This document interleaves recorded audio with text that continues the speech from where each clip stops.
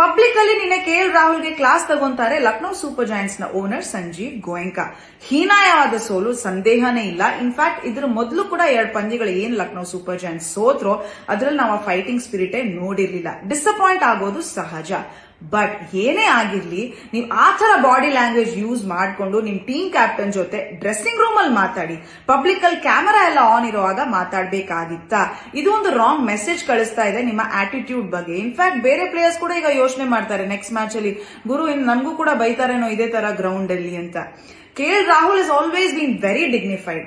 ಇಡೀ ಕರಿಯರ್ ಅಲ್ಲಿ ಅವ್ರಿಗೆ ಏನೇ ಕ್ರಿಟಿಸಿಸಮ್ಸ್ ಇರ್ಲಿ, ಕೆಎಲ್ ರಾಹುಲ್ ಯಾವತ್ತೂ ಅದ್ರ ಬಗ್ಗೆ ನೆಗೆಟಿವ್ಲಿ ರಿಯಾಕ್ಟ್ ಮಾಡಿಲ್ಲ. ಇವರ ಬಾಡಿ ಲ್ಯಾಂಗ್ವೇಜ್ ಅಲ್ಲಿ ಆಗಿರ್ಬೋದು, ಯಾವತ್ತೂ ನಾವು ಆ ತರ ಒಂದು ಆರೋಗ್ಯನ್ಸ್ ಅನ್ನ ನೋಡೇ ಇಲ್ಲ.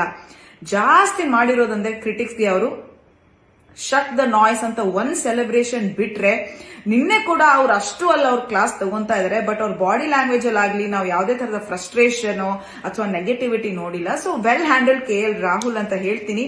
ನಿಮ್ಗೇನ್ ಅನ್ಸ್ತಾ ಇದೆ? ಕೋಟಿಗಳಲ್ಲಿ ಇನ್ವೆಸ್ಟ್ ಮಾಡಿದ್ಮೇಲೆ ಒಂದು ಟೀಮ್ ಓನರ್ ಪ್ಯಾಷನೇಟ್ ಅಂತ ಹೇಳಿದ್ಮೇಲೆ ಎಲ್ಲ ಓಕೆ, ಬಟ್ ಈ ತರ ಪಬ್ಲಿಕ್ ಅಲ್ಲಿ ಬಿಹೇವಿಯರ್ ಓಕೆನಾ?